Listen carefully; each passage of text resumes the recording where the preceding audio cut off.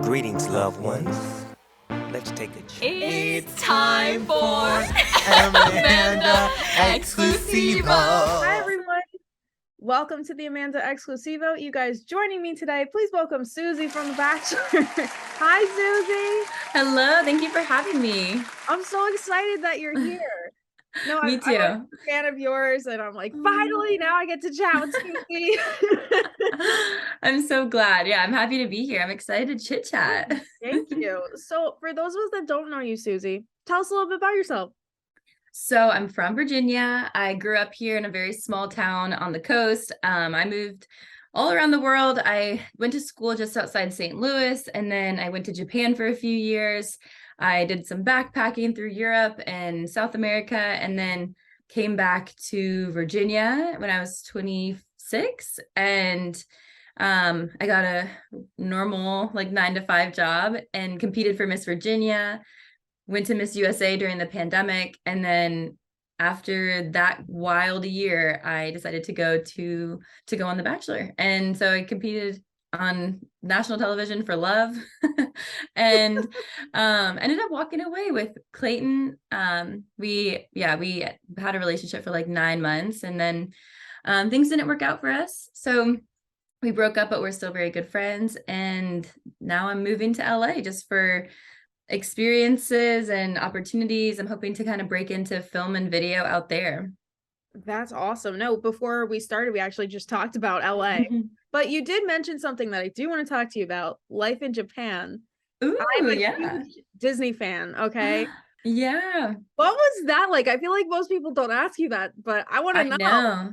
Yeah, people kind of glaze over that portion of my life, but it's respectful. I know. I'm like, give Japan the respect it deserves. Right. Yeah, it was the best thing I could have done. I was 22 when I moved there. And to be honest, I always say like I was kind of reckless, and not in a extreme way, but I was just like a very free-spirited booking tickets. Like I went to Panama one summer and like didn't have a plan, and I was 19 and I just was like, I'm gonna go to Panama and like couch surf, and like that was my mentality of the world, which is like, oh, I want to see the world and experience things, but the world is kind of dangerous. And so I always say I'm really fortunate that I got the job in Japan because it brought me abroad and I was able to make a ton of mistakes, but be very safe. I saw a couple pictures of you as some princesses, so I gotta ask you, which ones were you?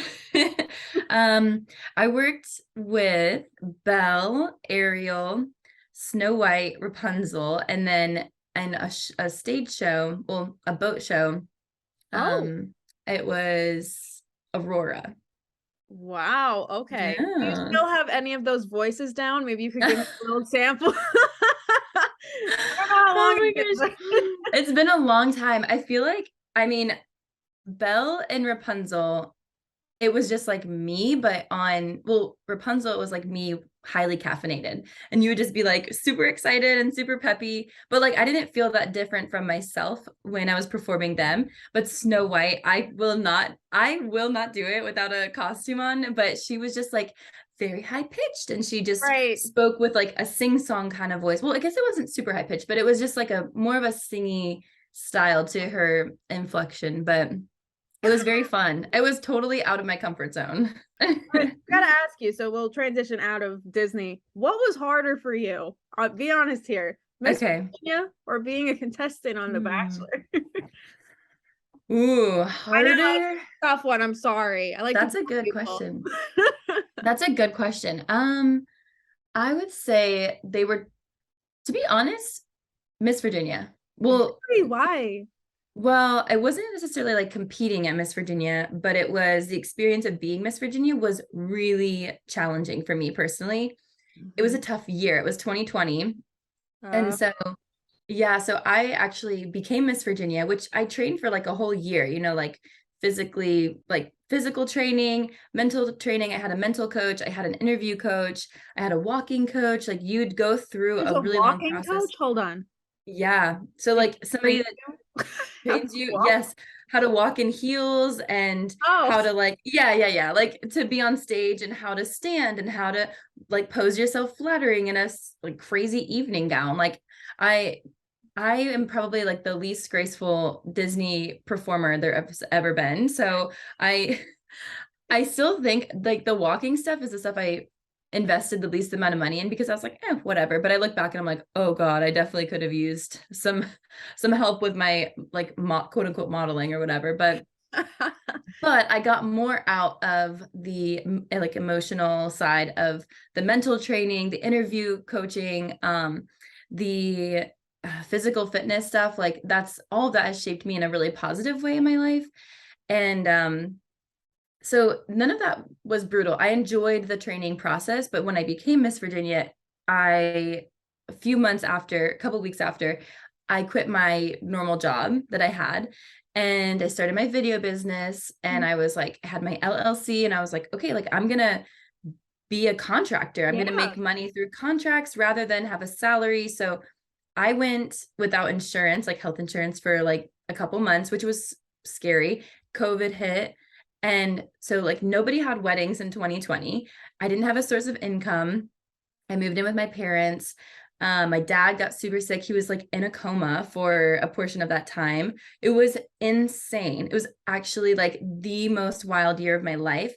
And there's no gyms open. And then I'm going to Miss USA, and it keeps getting pushed out like a couple of months because everyone thinks the shutdown is going to stop. Right. And then it never does. And then finally we pretty much do the competition in the pandemic. So when I go there, I had to drive 16 hours because I didn't want to fly and risk catching COVID. So I drove myself. I drove and at the time, nobody knew as much as we do about COVID now.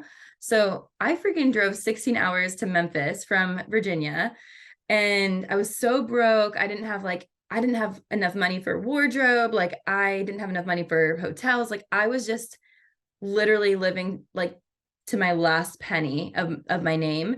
And I'm competing at Miss USA. My dad's like in a wheelchair back home on dialysis. Like it was like emotionally tumultuous, and I just was glad to be done. When I finished Miss USA, I was like, I don't even want to win. I just want to get through this so I can like be with my family, move on with my life. And so it's just not the dream I had expected. And then compared to The Bachelor, I was in a really good place. It was about a year-ish later that I went on the show, and I was in this wonderful place in my life. I was super happy. My dad was doing great. I was living in Virginia Beach. I was waitressing along with having my own video business and learning about photography. Like I was just living my best life. And I was like, yeah, this seems like the perfect time to go on the show and just have an adventure.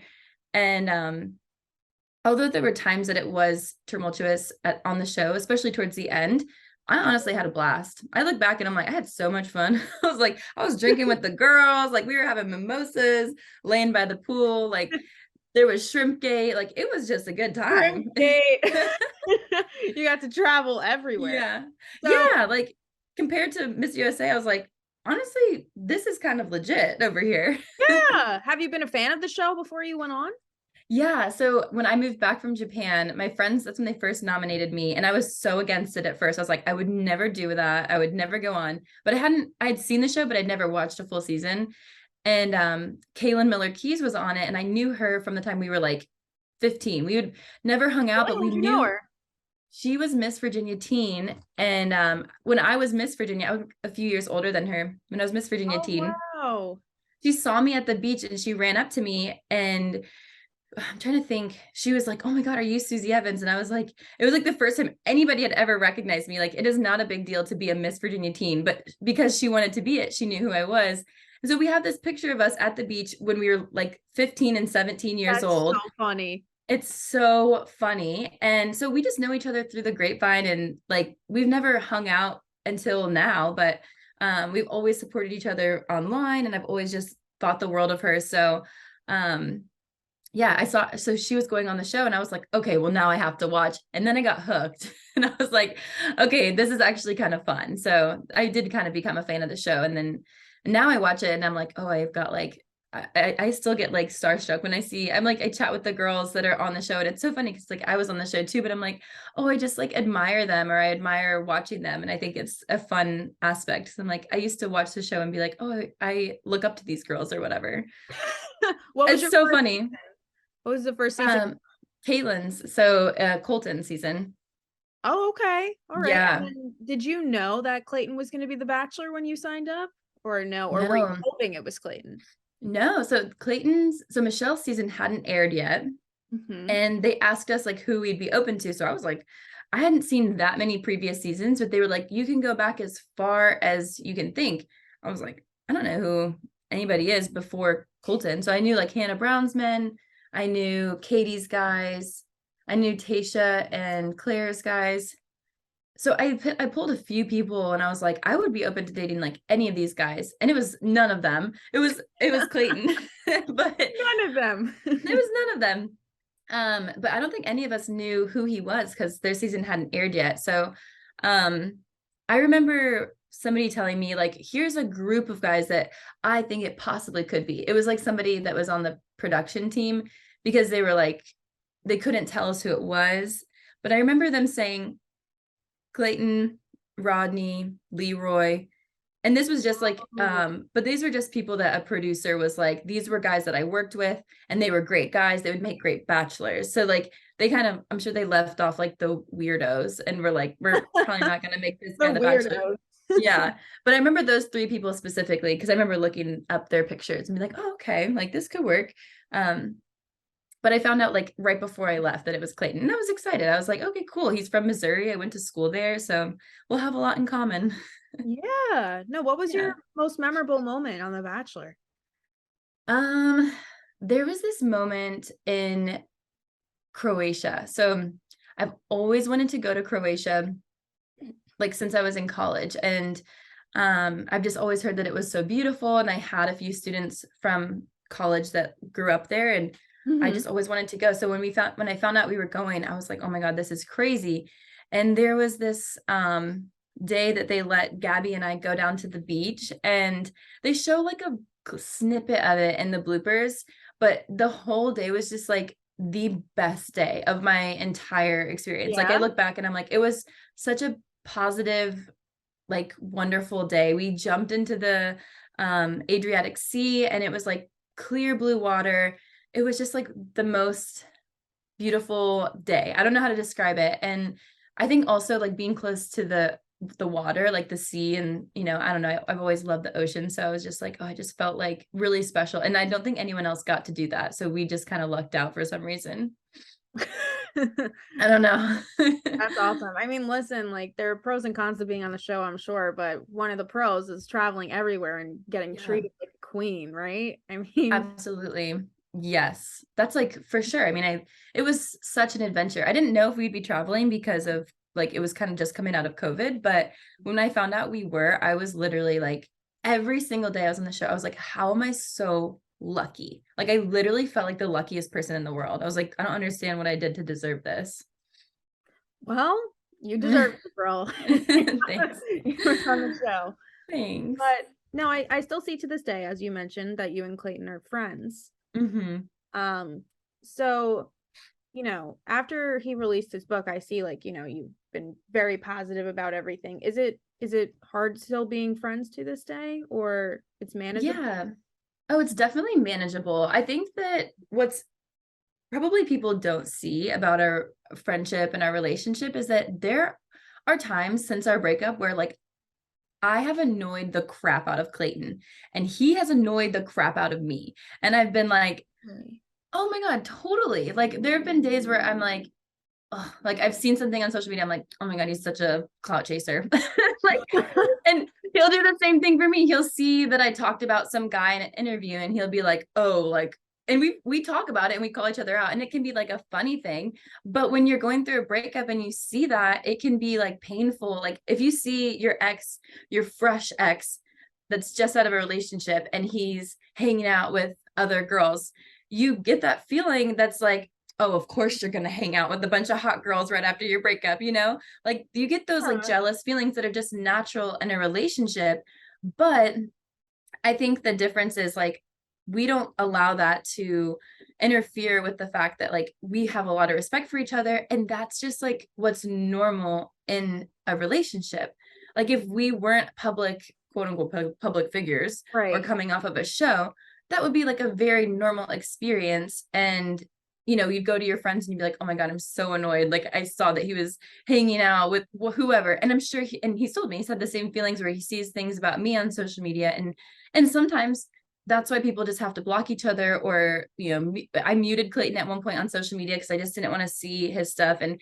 And he called me out on it. He was like, when we talked one time, we were laughing about it though. That's the thing, is like, we have a good sense of humor. He's like, oh, I see you stopped watching my stories, or like stopped liking my stuff. And I was like, yeah, I muted your ass. I was like, I had to just get you out of sight. Yeah. I was like, we really do though. Like and the thing is, it's never like, I think that we've bothered each other at different times throughout the breakup, but we love each other so much as humans that it's like, if we didn't care, if we didn't feel jealous, if we didn't feel like the pain, then it's like, then I don't know, it wouldn't feel like a real thing. Like it would be like, okay, well, this obviously just was a fluke or wasn't real, but like it was real. And so it's going to be painful, but we went through something so traumatic, and it wasn't that traumatic, but it was traumatic for him, I think.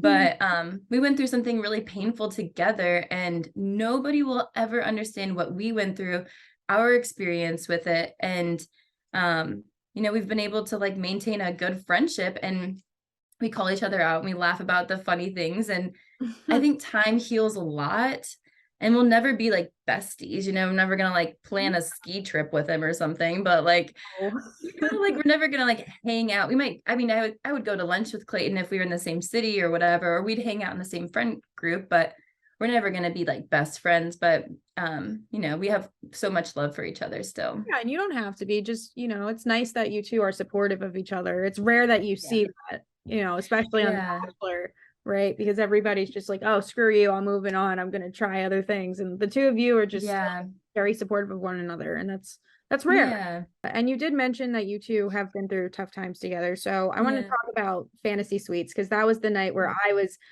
sitting on my couch pretty upset too, Susie. It's not just you. I also felt the feeling as well. So I'm sure you didn't expect to leave that night, right? What was going through your mind at the time? So I definitely knew it was a possibility that I would go home. I think I knew going into that night, I was like, okay, this is going to go one of two ways. Like, one, either I'm the person he wants to be with and we'll end up together and cool, like that's great. Or two, he doesn't know, and maybe he's explored these relationships, or maybe he's in love with somebody else. And I just knew at that point, I was like, I'm not able to start a healthy relationship, certainly not an engagement, if he's in love with somebody else. Because I don't want someone to be like, well, I'm in love with this person, but I think I can get there with you. Like, why bother? I don't want to be, I don't want to be like rounding out the end of the race of love and be like, okay, well, I think I can get there with you. It's like, I don't want that. I want somebody that's like, you are the person I want to be with. You are the person that I want to protect and, start a life with. Like, I really want that. And Clayton always describes it as like, I never adapted to like the Bachelor world, where I guess like a lot of people think that it's okay or normal to become intimate with multiple people or fall in love with multiple people. And to an extent, like, I totally get that. I'm like, I really think you can use the fantasy suite for whatever you want, but you have to understand that unless you do have a conversation with everybody or whoever you plan on picking or thinking you're going to pick, like, you can't just assume that people are going to be 100% okay with anything just because you're on a show. Like, in my perspective, I'm like, just because I'm on a show doesn't mean I have to abandon my values or my morals or who I am or what it takes to start a relationship with me. And I do, of course, wish I had voiced it earlier. But if there's also like, you don't just get to go knock on the Bachelor's door anytime you want. And I think before you know it, it's like you're at the next step, and you do hometowns, and it's like, okay, you're at a rose ceremony and you're like, holy shit, I'm going to, sorry, excuse my language. And then you're like, loud, you're good. Okay.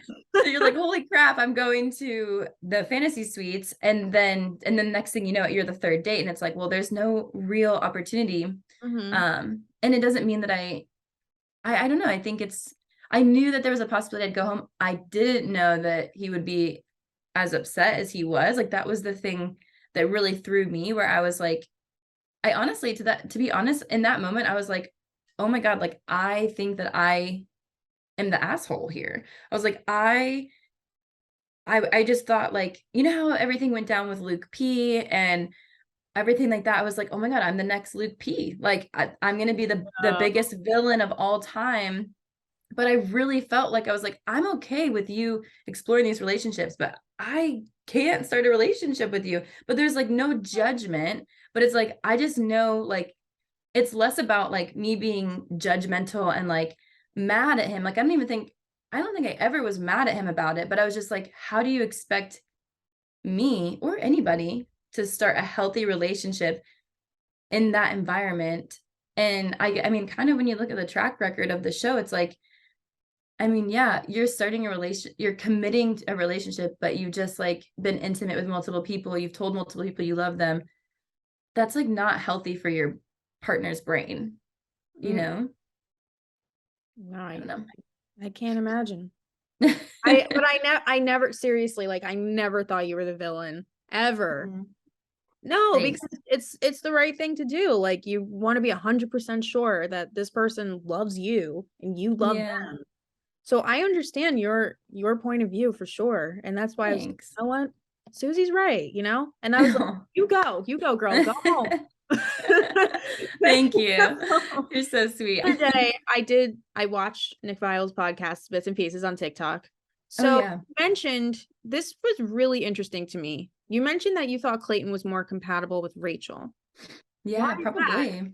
Why is that? Well, I mean, I guess I don't really know, but I remember like coming off the show and him really wanting it to work with me. And I was like, I feel like this doesn't make sense in my brain. But you had two people like Gabby and Rachel that were like wanting to make it work with you, and they were cool under those circumstances, like, you know, being intimate with multiple people, being in love with multiple people. Well, maybe they weren't cool with that part, but you know, they were willing and wanting to move forward with you. But you're wanting me, and I'm like, I wasn't really cool with going through that experience, and I didn't really think that I could start a healthy relationship in that environment. And I think that in itself kind of just shows like we aren't that compatible. Like, we obviously value different things, and we see, like, we place our values and our mentality about a relationship separately, where my thought on it was like, I want somebody that would protect me from having to like feel that pain and consider me and be like, this would be a really hard way to start a relationship. And you know, that was like something for me that was challenging on the show. And it's like, that's not, I don't think that's too much to want to ask of somebody. And really that just comes down to like being thoughtful for your partner. And you know, Clayton's mentality on it was like, I would never get engaged to somebody that I haven't, you know, explored intimacy with. And in my brain, I'm like, totally, me too. Like, I personally probably wouldn't either, but I'm certainly not getting engaged to somebody that's in love with somebody else, Right. or that's, you know, being intimate with somebody else. Like, you know, I don't know. It's a very weird, it's a weird situation. And it honestly doesn't exist, mostly doesn't exist outside of the show. But we just had very different mentalities on that, where I was like, we obviously aren't like, there's a big compatibility issue here, because you know, like, that makes sense in your brain, but this makes sense in my brain. And we both can be right, but it just doesn't, it probably just shows like we aren't that compatible. And I think that same mentality like really showed in our relationship, where I think there was like a lack of maybe thoughtfulness. That for me, like, I definitely hold whoever I'm with to like a really high standard, and I hold myself to a really high standard too in a relationship. And I really value like communication, you know, putting in a lot of effort to be thoughtful for your partner and to, you know, support your partner and things like that. And I think that we just had like a lot of compatibility issues, but I'm like, you obviously had somebody there that was crazy about you. And like, Rachel was so sure about Clayton. The whole time I was like, I don't know, you know, like, and I kept asking him week to week. I was asking him these questions, and I felt like they kept getting lost in translation. And there was one about adversity that I kept asking, like, how do you handle adversity in the real world? Like, once we leave here, how is it that you, like, if something bad happens, or if something, if things don't go your way, like, what kind of like temper do you have? Like, I was trying to get to know, like, outside of this perfect world, who are you? And it kept getting like lost in translation. And so I felt like I was like, I'm trying to get the answers as to like, are we compatible in the real world? And it just like, we weren't having effective communication on those conversations, which didn't air. And so I was just like, I don't know. Like, I don't know that we have the same, like, our brain doesn't like work on that same wavelength. And so I don't know. I think that looking back, I think, yeah, even just like what I saw on Rachel's season, I feel like she maybe would have been more compatible with Clayton, but I don't know in reality. I just look back and I'm like, I feel like it was very obvious that you had somebody that was so all in on you. And then there was me that was like, yeah, I don't think we really align. And he wanted to choose me. So I don't know. We'll see. I was just curious, like, how you came up with that. But let's transition now into you. Enough about all of Bachelor stuff. So tell me, Susie, are you single now? She's single as a Pringle. She is single as a Pringle. Okay, so I also want to try and help you out as well. So why don't you tell everybody? So like, what's your type? What's Susie looking for? Ooh, my type is nice guy vibes. Good answer. Yeah, I feel like I've dated every type, like physically. So there's no like one type that I'm interested in. And then, yeah, I feel like typically I've dated just like good humans, like good guys, people that are, I don't know. I like a guy that's like more sensitive and thoughtful. Like that's just important to me. I feel like that's such a big part of like how I feel like cared for and loved in a relationship, is a guy that's like really considerate and who like thinks about me and considers me. And I don't know, that's something that is just really important. And then someone that's like trustworthy and honest, like that is one thing that if somebody lies to me, I immediately am like, I will break up with somebody for like the smallest lie. Like I warn every guy, I'm like, if you lie once, like I'm done. And now I just have like a strict no lying rule where I'm like, you lie once, you're done. It's so funny. Are you online dating at all, or?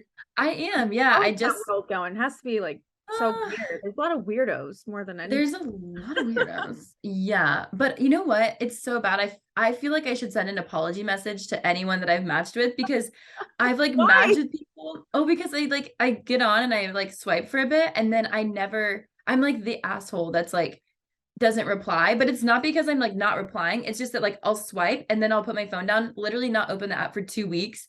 And then I'll come back and I'll have like messages from 2 weeks ago. And I'm like, oh my God, I'm so sorry. I'm not ghosting you. I just like forgot about the app.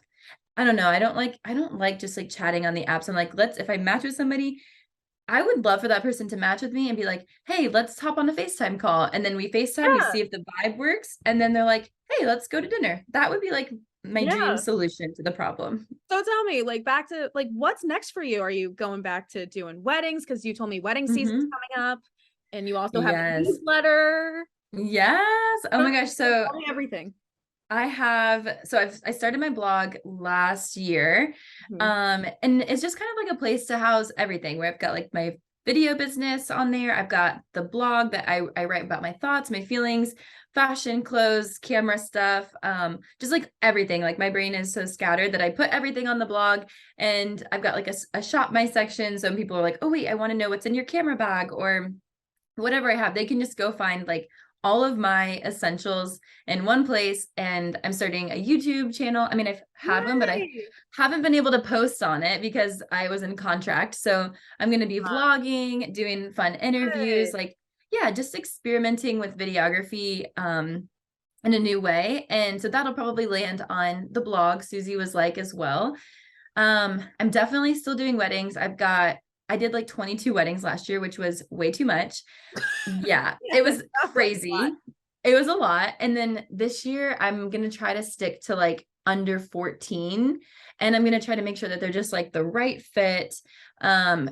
just like solid weddings that are really gonna like elevate my look as well. Like I'm doing one in Punta Cana, and then one in Hawaii. Yeah, so there's like a bunch of things where I'm like, yeah, trying to keep with the destination vibes, or just California, just so it's like local to where I'm going to be living.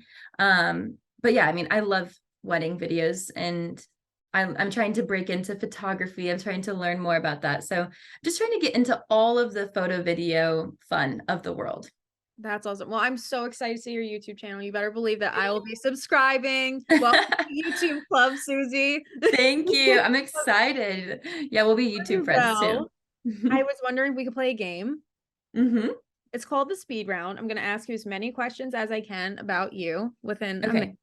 So far, my record is 18 with Mike Johnson. I don't know if he was one of your suitors that you put on that list, but I did. Okay, I had a feeling, honestly. So he did pretty well. And okay, you're going to have to get on his level. Okay, I'm going to go fast. All right, Susie, let me know when you're ready and I will start the timer. Okay, I'm ready. All right, and the timer is going to start now. What's your favorite jujitsu pose? Oh, the triangle. Okay, your favorite Disney princess? Belle. The Bachelor or Bachelorette? Bachelor. TikTok or Instagram? TikTok. Your favorite Disney ride? Small World. I don't know. Curly hair or straight? Curly. Crocs, yay or nay? Yay. Your favorite nail polish color? Light blue. Set up or blind date? Blind. Your go-to song? Good Kisser by Lake Street Dive. Your go-to cocktail? Margarita. City or countryside? City. Pizza or Chinese food? Pizza. Toilet paper over or under? Over. I don't know. Your favorite ice cream flavor? Cookie dough. What's your guilty pleasure? Sweets. Beach or pool? Beach. Your favorite candy? You tied with him. Heath bar. Wait, did I get it? Yeah, you tied with him. You had 18. I only have 2 questions left. Oh my God, that's awesome. Well, I can't thank you enough for coming on. Seriously, come back anytime. I've had so much fun with you. Oh, me too. Thank you for inviting me.